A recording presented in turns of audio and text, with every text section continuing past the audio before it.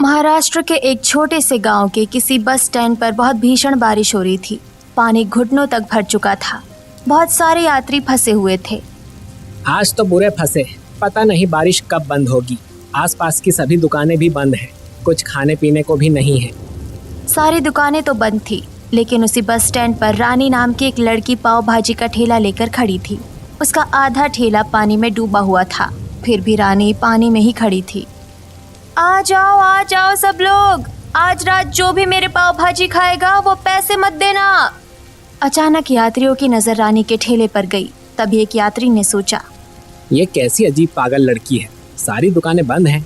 इस बात का तो इस लड़की को फायदा उठाना चाहिए था, 2 गुने दाम में पाव भाजी बेचना चाहिए था, पर ये तो मुफ्त में ही पाव भाजी बेच रही है।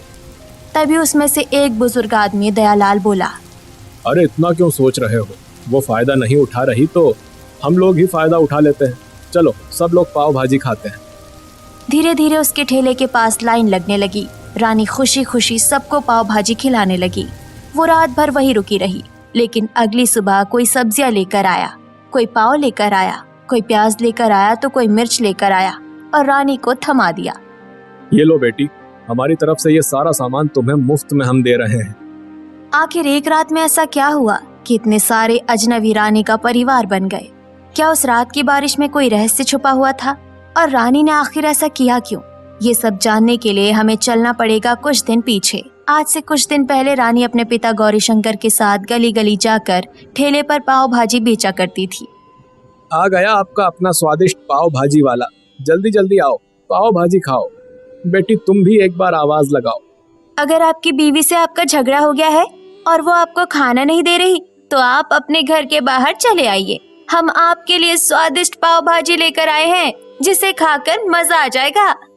रानी की ये बात सुनकर बहुत सारे आदमी अपने अपने घरों से बाहर चले आए। अरे बिटिया, तुम्हें हम सबके घरों के बारे में इतना कैसे मालूम है? सच में आज मेरी बीवी से मेरा झगड़ा हो गया है, वो खाना ही नहीं बना रही। अरे तो हम किस दिन काम आएंगे भाई साहब? पाव भाजी ले जाइए, खुद भी खाइए और अपनी पत्नी को भी खिलाइए, फिर देखना भाभी जी 2 मिनट में मान जाएंगी। भाई साहब जल्दी जल्दी हम सबके लिए 2-2 प्लेट पाव भाजी पैक कर दीजिए। पिछली बार भी आपकी पाव भाजी खिलाकर ही मैंने अपनी बीवी को मनाया था। बस अभी आप सबके लिए पाव भाजी लगाते हैं।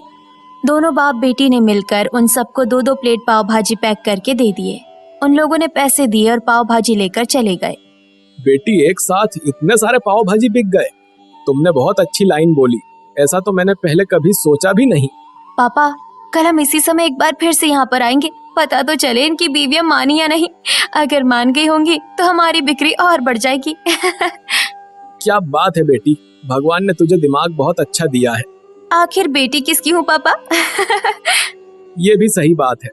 एक तो इस बार गर्मी बहुत पड़ रही है, थोड़ी सी बारिश हो जाए तो गर्मी कम पड़ जाए।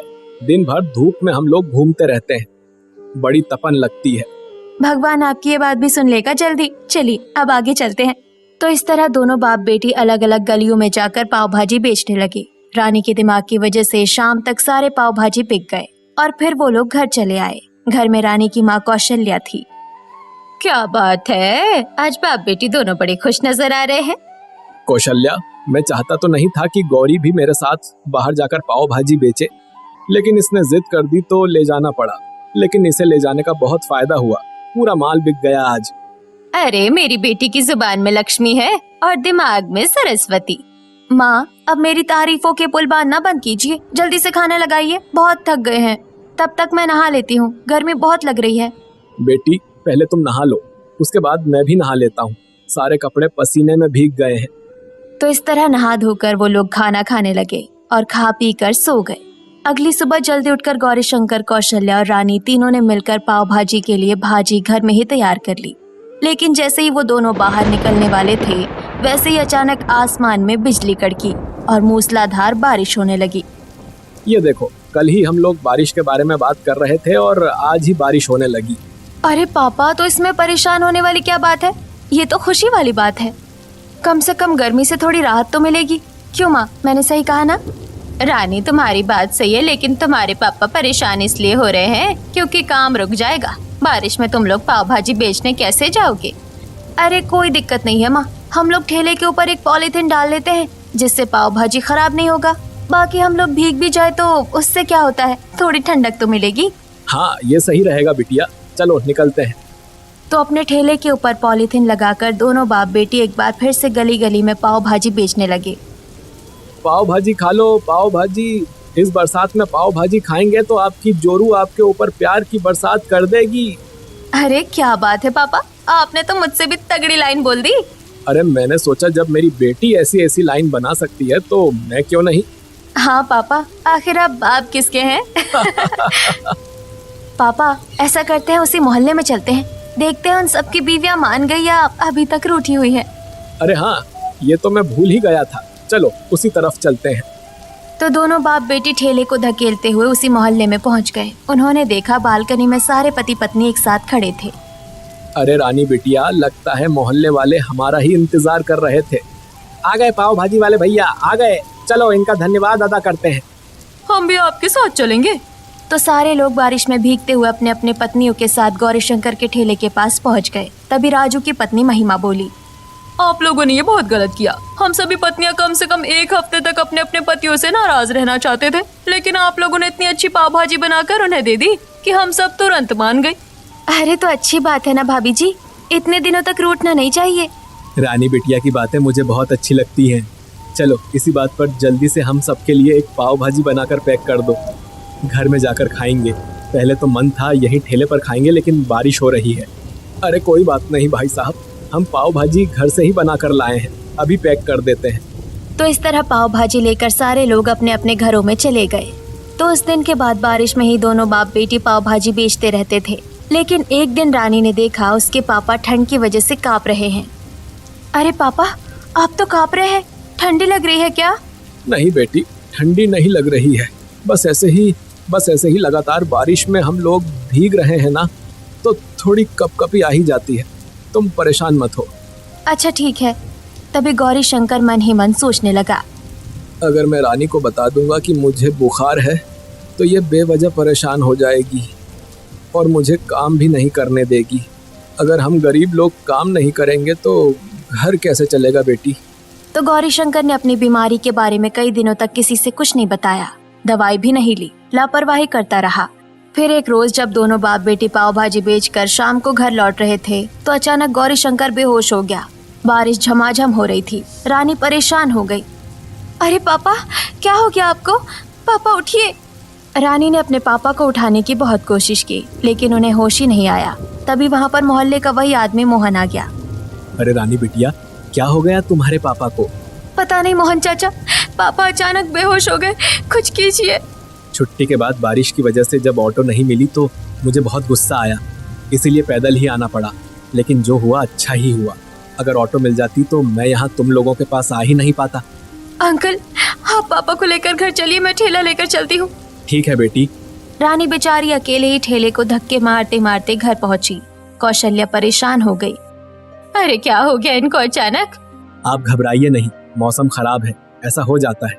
मैं अभी डॉक्टर साहब को बुला कर लाता हूँ, यही पास में ही उनका क्लिनिक है। मोहन बेचारा बारिश में भीगते हुए डॉक्टर साहब को बुलाकर लाया। डॉक्टर साहब ने जब इलाज किया तब गौरी शंकर को होश आया। अरे मोहन भाई, तुम यहाँ, कुछ हुआ था क्या मुझे?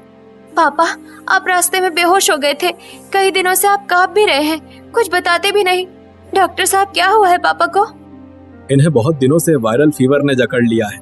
अगर टाइम पर इलाज करवा लेते तो इतनी तकलीफ होती ही नहीं। जब बीमारी हद से ज्यादा बढ़ गई तो बेहोश तो होना ही था। पापा, इसका मतलब उस दिन जब आप कांप रहे थे तभी आपको बुखार था, पर आपने बताया नहीं। देखिए, अब लगातार 15 दिन तक इनका इलाज चलेगा। बारिश में बाहर भूल कर भी मत निकलना। इसके अलावा 1 महीने का बेड रेस्ट भी बहुत जरूरी है, वरना ठीक नहीं हो पाओगे। जिस बात का डर था वही हुआ। मैंने सोचा बीमारी वाली बात बता दूंगा तो तुम दोनों मुझे काम नहीं करने दोगी। काम नहीं करेंगे तो पैसा कहाँ से आएगा? देखिए, शरीर स्वस्थ रहेगा तो पैसा भी रहेगा। जब शरीर ही स्वस्थ नहीं रहेगा तो पैसे का क्या करोगे? बेटी, मैंने 15 दिनों की दवाइयाँ दे दी है, इन्हें खिलाते रहना और कहीं बाहर तो जाने ही मत देना इस बारिश में।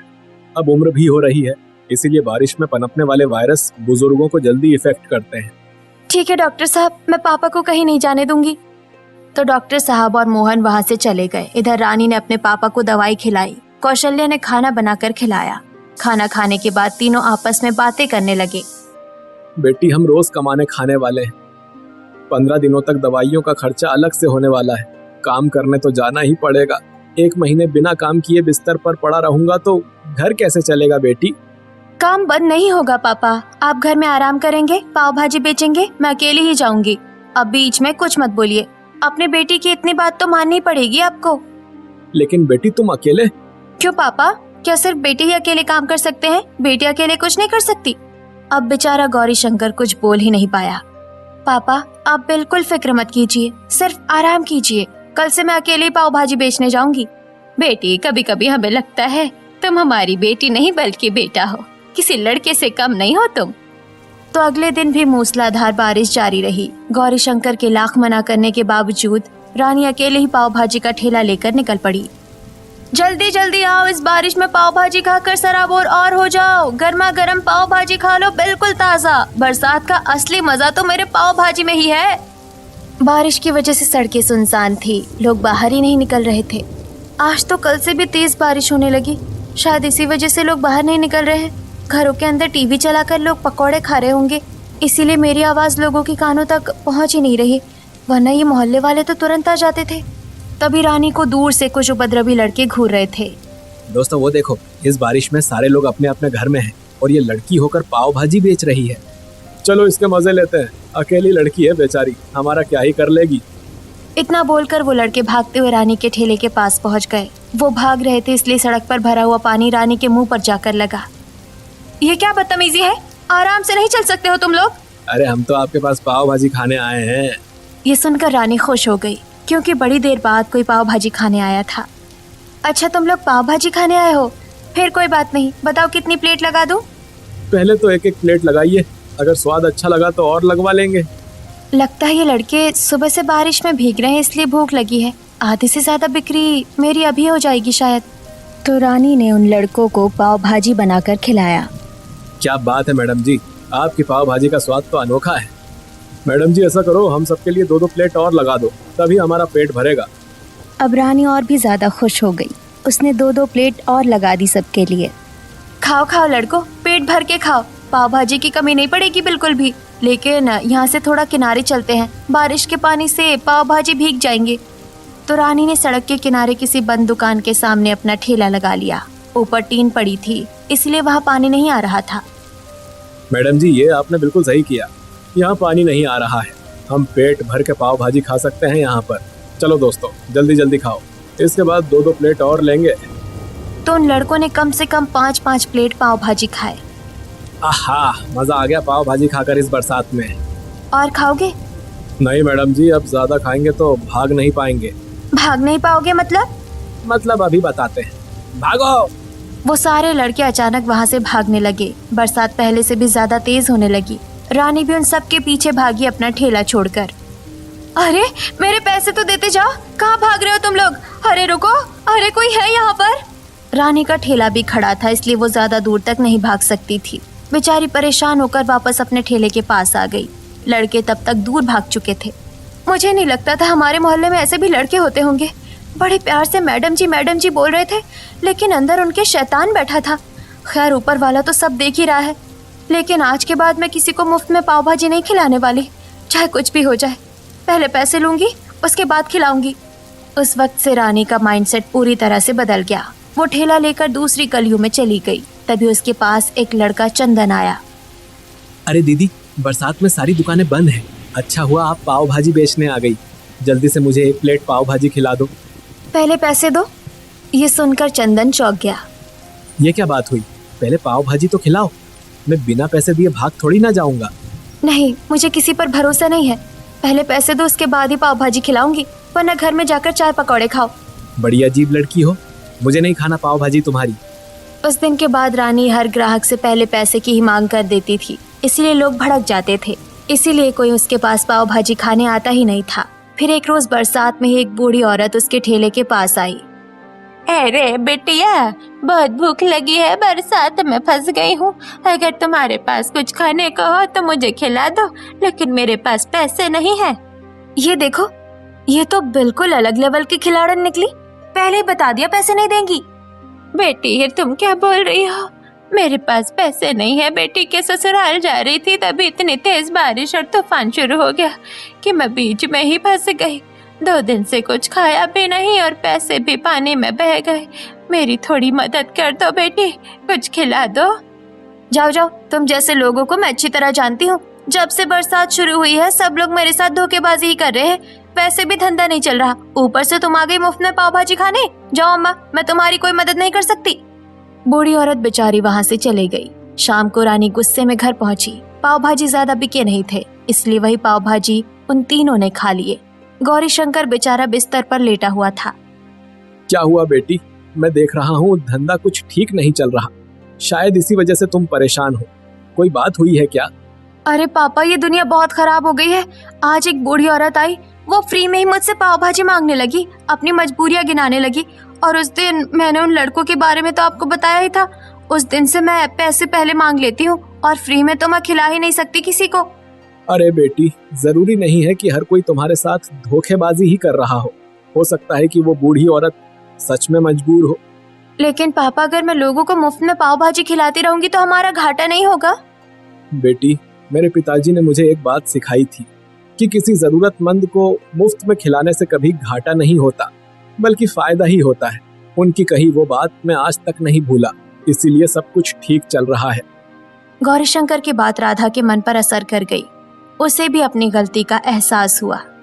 हाँ बेटी, भला एक बूढ़ी औरत तुम्हारे साथ धोखा क्यों करेगी? हो सकता है सच में वो मजबूर हो। सोचो, अगर मैं कहीं फंस जाऊं और किसी से मदद मांगू और वो भी मेरी मदद ना करे तो कैसा लगेगा? जरूरतमंदों की हमेशा सेवा करना, भले ही तुम्हारे पास कुछ ना बचे।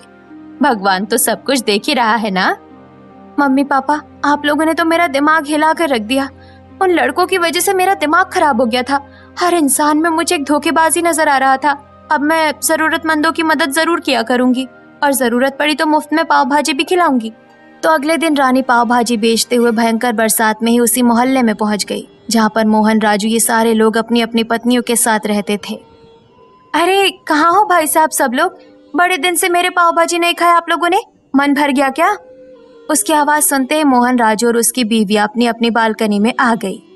अरे बेटिया रानी, तुम इतने दिनों बाद, पापा कैसे हैं तुम्हारे? तुम तो अकेले ही निकल पड़ी।